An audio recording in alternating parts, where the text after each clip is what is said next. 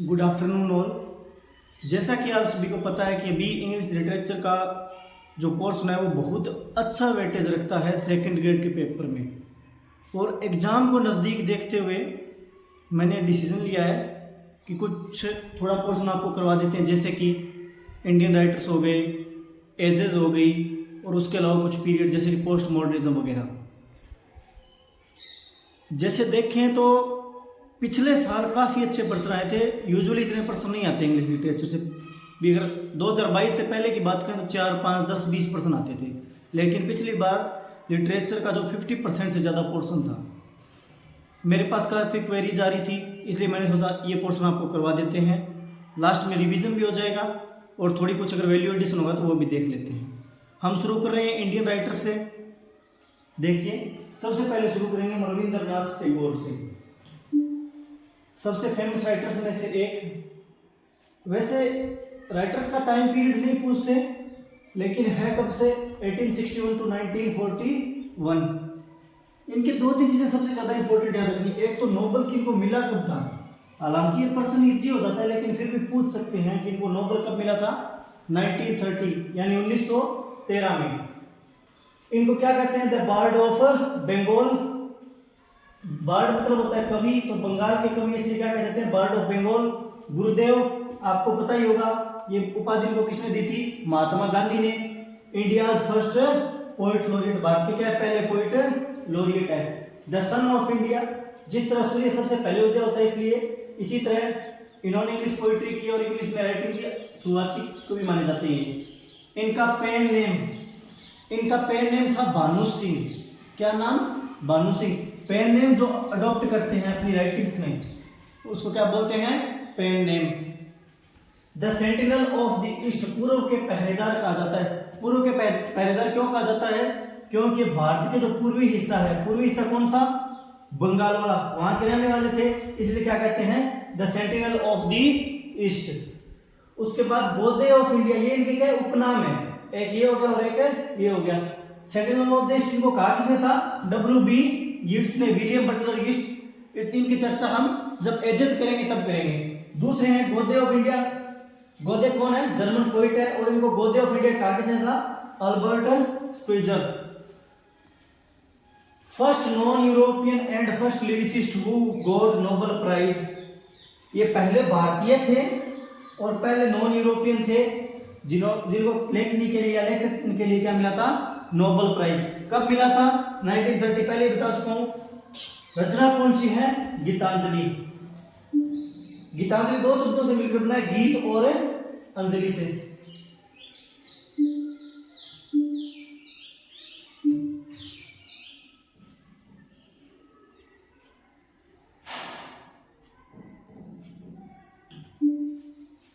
अच्छा, first non European मतलब पहले गए यूरोपियन को क्या मिला था? नोबेल प्राइज उनकी राइटिंग्स के लिए।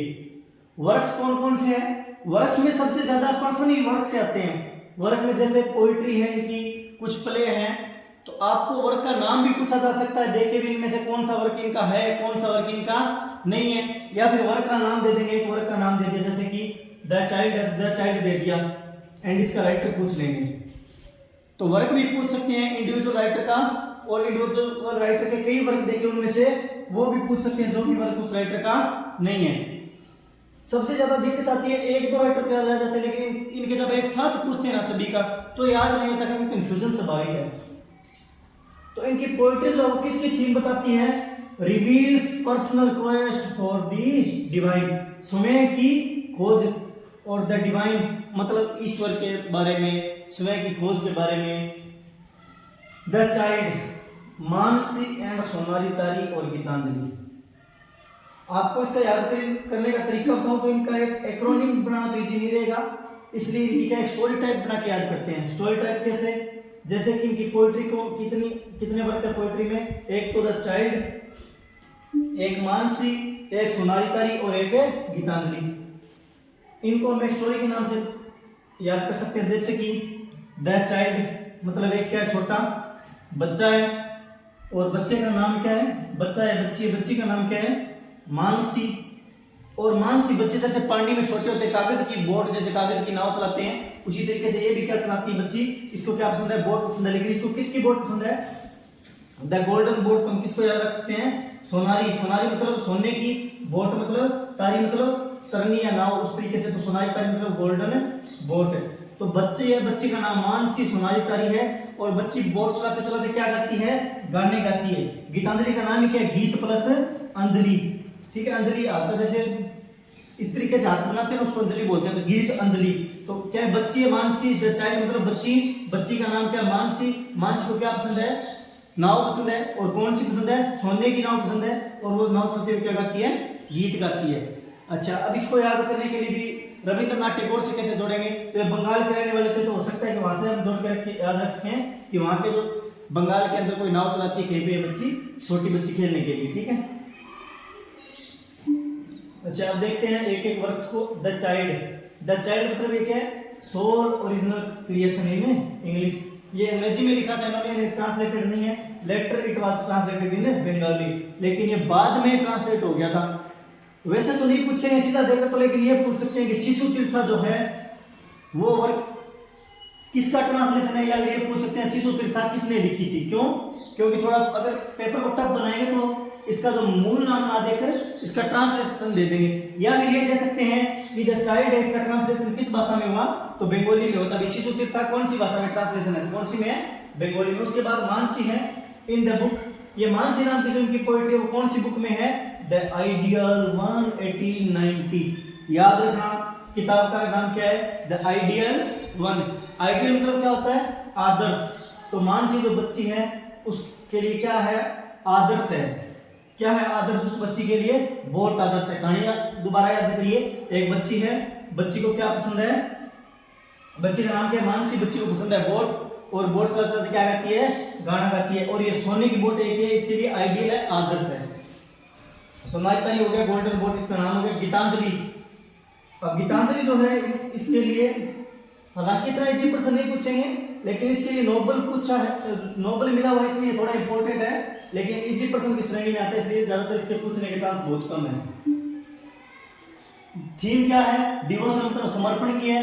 सॉन्ग ऑफ फियरिंग्स कब लिखा था, 1910 में। नोबेल कब मिला, 1913 में।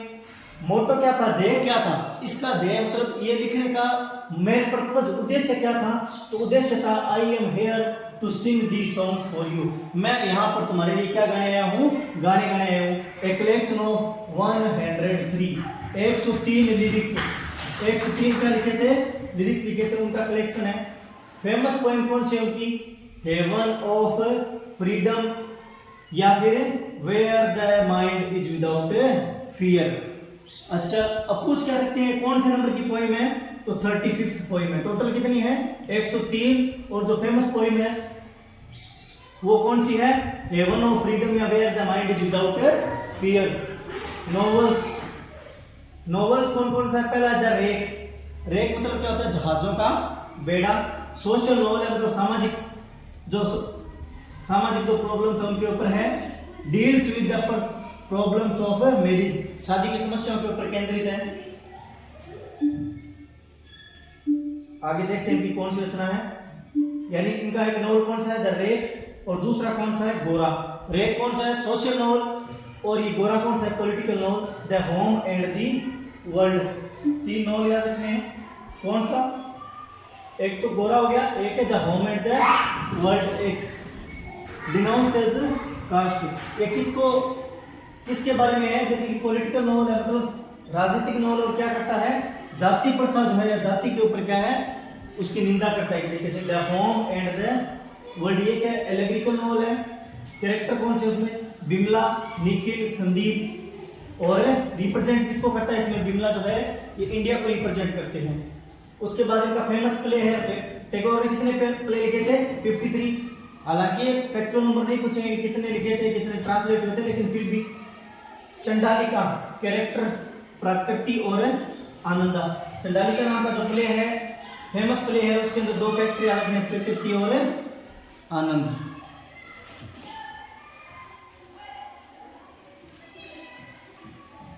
ठीक है, थैंक यू। बाकी पढ़ते हैं अगली क्लास में।